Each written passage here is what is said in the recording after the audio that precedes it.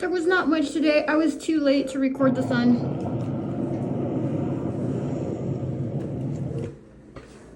But look at the mountains.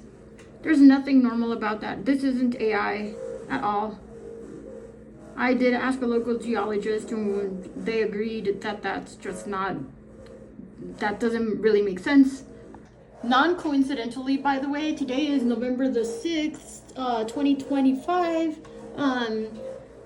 I ran into this movie, Frequencies, and it has a lot to do with everything that's happening, except that I rewrote the ending because I don't really think that those people are very nice. And the whole thing is littered with all sorts of science stuff, you know.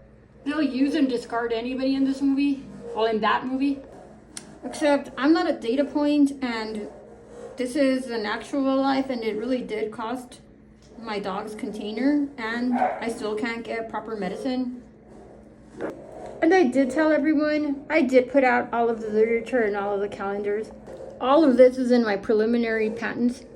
And the thing is, like I was telling my friend today, I don't know how much time we have left, because they asked me, well, if everything you're saying is true, then how much time? And I was like, I don't know, you know, because now NASA is hiding all of the data, so who knows if the thing in the sky is flying correctly. This is not AI, this is really me, except I was 47, I thought I was 48. That's the first time that the Border Patrol got in the way, and I thought that we had already straightened all of this out, where that's just marker, by the way, and the ones I have too, it's just marker. It's a marker with marker to remind myself of the horse poo, okay? So this is really me, so some of the interdimensional stuff, and it's just rough. So here we are with Wikipedia. I was expecting to see the other movie, Frequency. So this is Frequency, not Frequencies. But this one is about 1969 and the World Series and the Aurora Borealis and radios and electromagnetic disturbances and such, where they're changing timelines. I'm telling you, this goes so deep into what is happening with these scientists that think that they can just use people like me and then discard me, or not even realize who or what they're affecting with what they're doing. So it's probably not I'm gonna say maybe they're not even trying to be horrible people, but we saw the way that these people act, right? Imagine that's not just the deep state, this is like the entitled people. And the guy that they used to get all of this from, like, then they discard him, right? And they don't even like let him have a chance at anything. Interestingly, I had first named him Zachariah, which is the name of the character in this movie, but we changed his name to Tessariah. It turns out that the man who wrote that movie actually founded, I think, Bond University, and Bond University is in Australia, and they have a lot to do with the TEXA accreditation. The Tertiary Education Quality and Standards Agency. So I looked at their university. Right now it's ran by somebody named Mary Russell, and I don't know if this is who that is, but these are people that I guess see themselves as like selectively intelligent or superior in the UK. I don't know. I have no beef with them. I don't know them. That's not the point, but it's just interesting rabbit hole side notes. I can't tell if Bond University has to do with this very well-known bandit, I guess. He has a long history of purchasing media companies, and then he even faked brain damage so he wouldn't have to answer to some debt or something. Has stuff to do with nickel mining, wouldn't you know it, and what else, oil, and in Africa. I have no idea much about him, but if he's the owner of Bond University, and this is him in 1977, that's my birth year. Okay, so Darren Paul Fisher is the head of film, screen, and creative media at Bond University, and that's what led me down. So at Bond University, they actually have a program to help you with business stuff, and I thought, well, maybe they're the people that I should ask about all this data that I have, but now I definitely know I probably should not, because my goal is not to do anything other than make sure that my dog comes forth. And so the way that I rewrote the story over here is, no way is that going to be my unhappy ending, right? Like, I'm not desperate to get anybody's attention, because I already know the ending. Because instead of being this loser guy or that, I don't know, kind of conceited girl, or any of these horrible people that would just discard the person that basically helped them build the whole thing as if he was pointless and worthless. I just went straight to the place that you get the songs from, and I know that you saw that the name of one of my preliminary patents is Telsa Q star. Telsa Q star, quantum harmonic calendar system and galactic signal forecasting. It's in the United States, right? And here's all the stuff where it's in my name. It's in my name. And it's, whomever thought that it was cute to do whatever they did, Silk Road, Secure Autonomous Intelligence Link Kernel. This is all tied together, okay?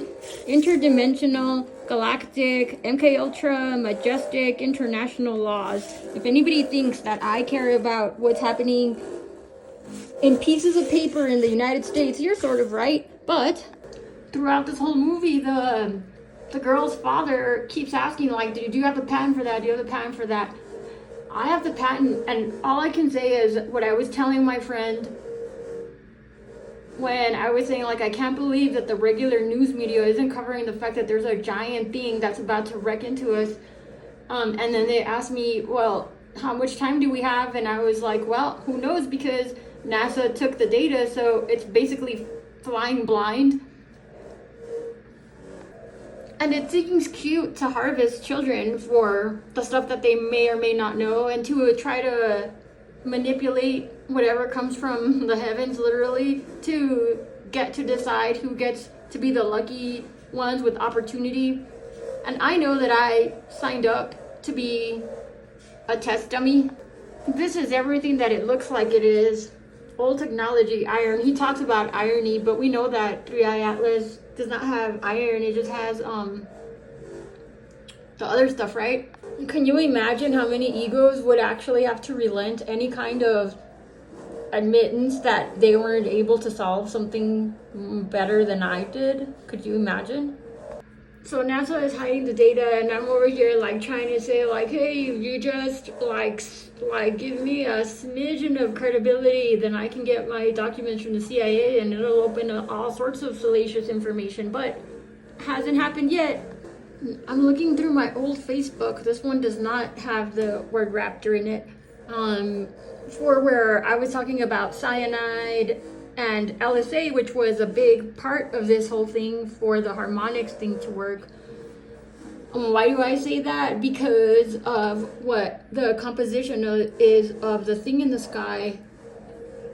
So I'm trying to figure out how to tie all this back together, right? Which has been really hard to do, and I haven't been able to just narrow it down, but I'm getting there. And all I'm doing right now is just like making sure that it's further documented that I already was here. I already went through all this. I already told everybody the stuff I said I was going to tell them. Okay, so this was, I believe, before, yeah, see, like I'm telling you, I'm talking about the pie in the sky, and at some point, right, like I stop needing permission, and it stops looking like coincidence, and anyone who reads my notes will say this or that. Who knows if they even make sense at this point, right? Because these were just my own scattered notes. So what I was trying to do was just show you that I was signing everything with the name Cyanide, but I don't think I have any of the Seattle ones where I did that. I think I was just writing my name everywhere. But I do know for sure that I was using LSA. Here's one of them. I don't know why most of my pictures end up upside down. See? LSA. Okay, when I was in Seattle. So what am I trying to say is that the experiment, it turns out we were going to be running into each other anyway. And this might have been, nah. It was during these times when I looked like that it would have said cyanide, where I was writing cyanide everywhere in Seattle. And there, I do have a friend, Amy T, from way back then, who would have seen me write it, because she was with me and she would call herself flat-chested mama. That's what she called herself. And actually, I just saw this, so I didn't pick this name. I didn't even remember that he called us prophets of the apocalypse DJ crew in Seattle. I need to get in touch with him. Because I actually lived with the third one, and he turned out to be a big hoe, and he actually was the...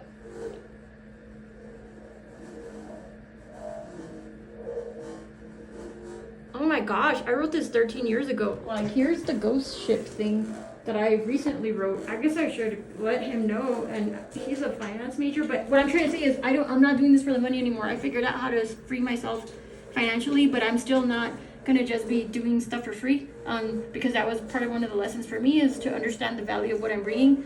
But the third one was, he was the top graduate of his nuke program. I never talked to him about anything to do with nuke stuff, but he told me like the key to the whole thing was to understand that sometimes you just have to press the I believe button, was like really the only real worthy piece of information. I can't believe I didn't remember any of this, but I didn't. I really need to get in touch with this person. Okay, so this is in Seattle, and she had a cardboard cutout guy that she was carrying around. That's her. She would be able to tell that I was signing everything with the name cyanide. And I know about Eric and all that. I mean, if anything, you know, sometimes some of your friends help you determine like who's a good person to keep around or not. Sorry, I'm just like blown away that this existed and I didn't remember it. And I had resisted like going back through this because this dog passed away too. So that's this dog and this dog. And hell no, not this time. Can't get written out of it if you literally put it together, right? It's not a threat. I'm just saying, like, what do I care? I'm not the one that doesn't have their dead dogs in the air. No matter what, the higher order makes it all be fair. And I'm not spending the last few weeks of my life, as we know it, chasing down people that will believe me and pay me for it. I have all the data I need. I'll show you. See, I'm able to process real time the conversation, those words in the movie frequencies that they were chasing. I still have them. I have the originals, and I'm recording all of it, but you still need me specifically for the harmonic keys. Otherwise, they're pointless. So I'm gonna stop wasting time trying to convince anyone, because I just recalled the other person that actually didn't ever let their horrible humanness get in the way of whatever the plan for this was. And it's not a romantic interest by any means, but it's someone who showed reliability through both their family tree and their behavior throughout history. Maybe they can help flesh out what to everyone else is a mystery. I mean, this is real science, y'all. Like, this is really happening, and maybe it'll look like when the Mayans first just disappeared, or those other civilizations were just a group of people just like up and vanished. I don't really know. It doesn't really matter to me. I just know that I better get to work on bringing my dog through over there in those mirrors, or wherever she's gonna come through, because I have mirrors there on the floor as well. Mirrors everywhere.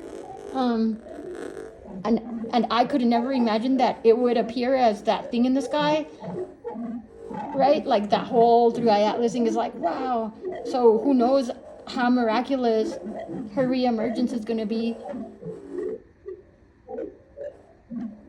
And so thanks for the breadcrumbs on how to turn it into money, but there's something more important to me. It's my best friend, you see, because where I'm from, we don't die and we don't let each other die. We just upgrade our containers and then we go back into the void of death.